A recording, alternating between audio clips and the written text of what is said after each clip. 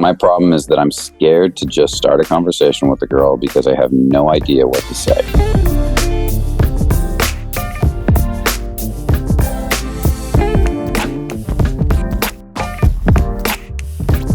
Okay, the next one, question number 4, comes from somebody named Logical. Something we're always trying to stop on this channel is from people being too logical. So I'm guessing you're a logical guy, or maybe not. I don't know. So my problem is that I'm scared to just start a conversation with a girl because I have no idea what to say. I guess I have no personality, boring as fuck.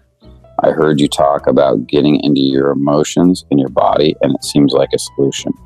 Do you have a more advice you could give me? Well, first off, Logical, nobody's boring as fuck. The only reason people appear to be boring as fuck is because they're disassociated from their emotional body, from who they or from their feeling body, and so they appear to be boring. But nobody deep down under the surface is actually boring. So I want to offer that up to you as a realization, and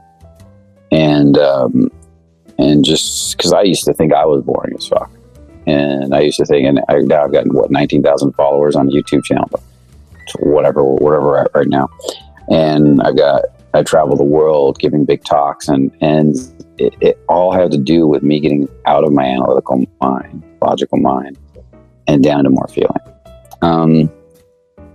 Now, getting into feeling is a process of getting in touch with what you're feeling. If you're not feeling, it can be a bitch. Depending on how far out of feeling you are. We have one guy in this workshop that's not feeling very much. And it's a real bitch because every time he does start to feel, as soon as he gets in front of a stranger, it all goes to shit, and he can't even tell what happened because he can't feel it. So this is one of the trickiest things. What I recommend is you got to do activities that will take you out of your head to start developing a sense of relationship to your body. Activities where you move your body. Movement, yoga, ground fighting, like if you're going to do jujitsu, dance, anything that gets you moving, where there's an expression of emotion. It could be also singing, anything that has an emotional, artistic expression. This is the purpose of art and things like this, is develop a relationship to the feeling part of your body over time. I recommend you pick somebody that has a sense of artistic development, feeling. Don't pick somebody that's doing an artistic art, logical, which might be hard for you if you're a really logical guy.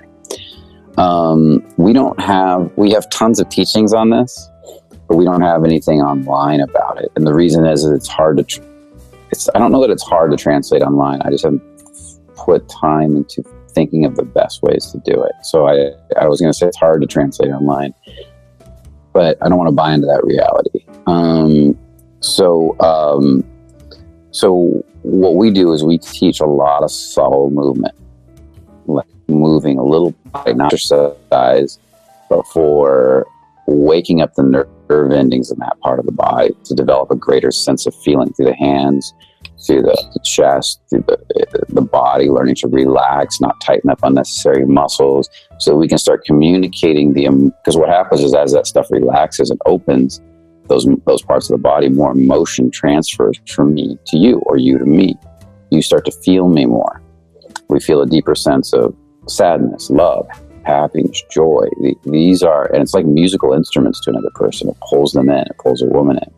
So the same question becomes interesting. If I could say, let's take a boring question, like, what do you do for a living? And I could ask that from my head. So, what do you do for a living? Where are you from? Oh, really? Tell me more about that. And I see guys do this shit all the time. Versus relaxing and feeling your emotions, connecting to her, showing her genuine curiosity and saying, so what do you do for a living?